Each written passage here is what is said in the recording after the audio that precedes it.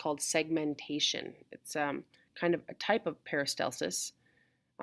Its job isn't to move food through quickly or chyme through quickly. It's just to kind of move it back and forth, to throw the chyme against as many surfaces in the small intestine that it can to increase that absorption of nutrients. And there's an animation that you had to watch about segmentation.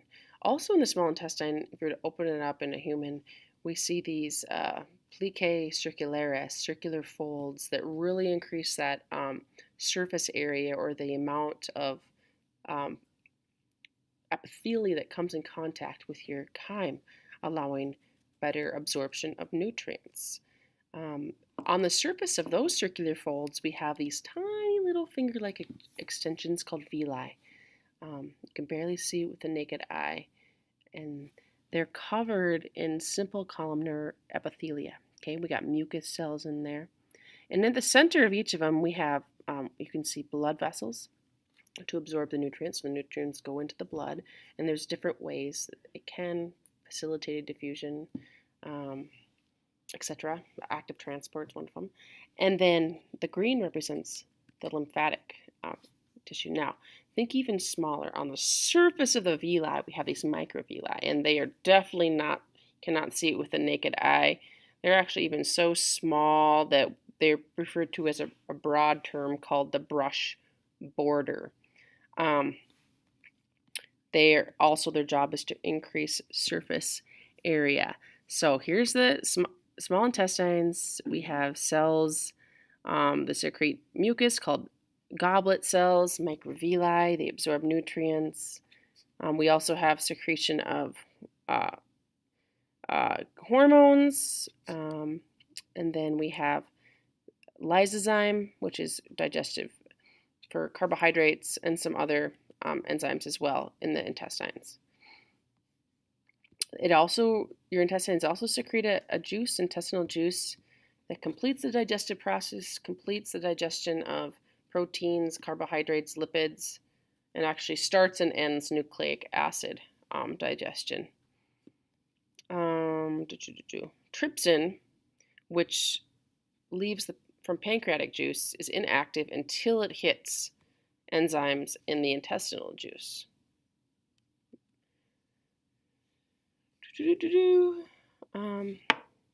Most of the digestion, in the small intestine occurs right at the surface of this brush border where the microvilli are, rather in the lumen. The lumen is just kind of a holding device, and then when it's pushed up against these microvilli, that's where the ending of the digestion happens. And there's some good videos that you can watch, or that you have watched with that. Here is a video about the hormonal control of the digestion of food in the small intestine. I encourage you to watch that one on your own time. So 90% of all the absorption of nutrients happens in the small intestine. Proteins are broken down into amino acids. Nucleic acid digestion only happens in the small intestine. Carbohydrate digestion finishes in the small intestine. So we got these simple sugars, monosaccharides. So all three of those, amino acids, nucleic acids, and monosaccharides, are absorbed into the blood capillaries by either facilitated diffusion or active transport. And the details of this I'm not too concerned with you knowing for what we're talking about in class. Triglycerides can be absorbed in a few different ways. If they're larger masses called cyclomicrons, then they have to actually go into the lymphatic system because they can't get into the blood. And that just shows that some of the fats are absorbed into the blood, but the larger fat molecules go into your lymphatic system and are carried back into the bloodstream. But most of your dietary lipids, so the lipids that you're taking, are absorbed by simple diffusion into your blood. So the large intestine, where it meets the small intestine, right here, here's the ileum. Um, the area right here is called a cecum. And then we have the colon, ascending, transverse, descending colon, and a sigmoid colon. And then we have the rectum. Followed by the rectum, we have the anus. Where they meet, there's a little finger-like projection called the appendix. The large intestine doesn't have these circular folds, so a lot of absorption doesn't happen in the large intestine. Its job is to firm up the feces, take out some more water. It has a lot of mucus. It does still have microvilli. A lot of mucus or goblet cells that produce the mucus, but no further digestive enzymes are secreted in the large intestine, and that's important to remember. The mesocolon attaches it to the posterior wall. The large intestine, yes, it has the four main layers the whole GI tract has. Specifically, it has smooth muscle that have a name, of course, the tennae coli. They run the length of the colon. There's this little areas that doesn't have as much muscle, so it kind of makes a pouch appearance of the large intestine called the haustra. And then essentially the prefeces moves, will distend or stretch as it moves from each section to each section. Muscles will push slowly from section to section. Yeah, we talked about the cecum and the appendix, where they merge. Interesting. This is interesting. The ascending colon, descending colon are retroperitoneal, so behind the peritoneum, but the transverse and the sigmoid are in front of it, which I find kind of funny. Here's a detailed view of the rectum. So that's the end of your large intestine. It's 8 inches, and right at the end, the anus, the last inch, is called the anus, and it's lined with there's a lot of muscle in the area, a lot of arteries, veins, and then we see sphincters. Internal anal sphincter, which is involuntary. You don't have conscious control. That's your autonomic nervous system. Then your external anal sphincter, which is voluntary control, which it's great to have that option. This is, I think, just an awesome figure. So on the left here, we see these red arrows that show how much of each secretion is secreted every day. Saliva, 1 liter. You take in about 2.3 liters of fluid, or you should. 2 liters of gastric juice is produced every day. 1 liter of bile, etc., amounting to about 9.3 liters that's put into your digestive system in that tract every single day.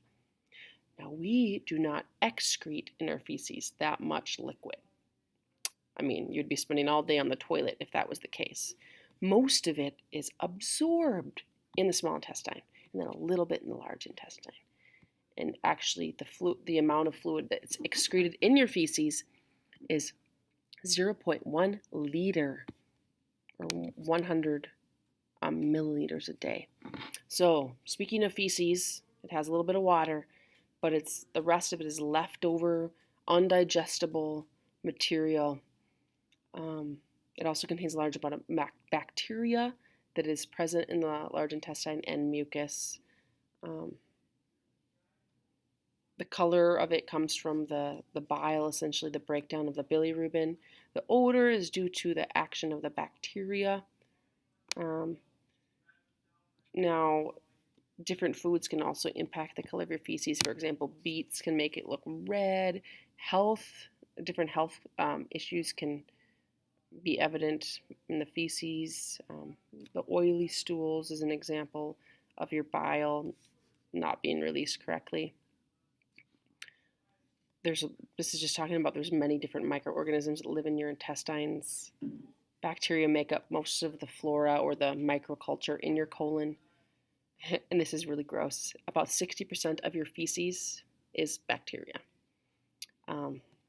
They have very beneficial effects. Vitamin K, You need that, a B vitamin. They're the main source of some of those nutrients. So crucial to health, although kind of gross to think about. So the reflexes, you have reflexes that eventually lead to elimination of waste. So as the food is mechanically making its way through the digestive system, the haustral churning that's in the large intestine, peristalsis, um, what triggers you to that mass movement to go to the bathroom or to exit the feces? Two reflexes that work together, gastroileal reflex and the gastrocolic. And both are kind of initiated when the stomach distends or stretches as food enters it. The first one, gastroileal, this causes relaxation of the valve, that ileocecal valve, which is found connecting the small intestine to the large intestine. It just intensifies the peristalsis, or the movement from the ileum, and it forces the movement from the small intestine to the large intestine, the cecum. The next reflex, the gastrocolic, intensifies the waves in the large intestine, beginning about the transverse colon, and will quickly move the contents towards the rectum, telling your body that you need to go take a restroom break. You should, depending on what you eat and how regular you are, mass peristalsis, or going number 2, should take place 3 or 4 times a day, about a certain time after you eat every day. And certain foods trigger that faster. Higher fibrous food, for example, triggers that. Defecation reflex.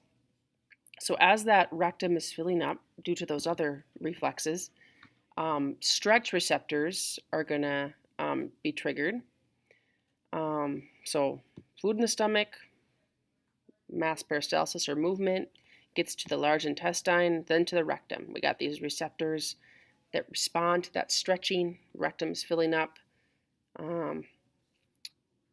We have the autonomic nervous system involved that relaxes that internal sphincter and gives conscious awareness that you need to go. Okay? And then you can say, all right, I need to go. My brain's telling me that it's time.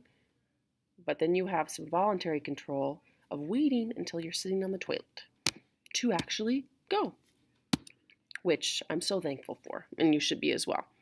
There's a good table in your book that kind of summarizes the different parts of the digestive system, their functions.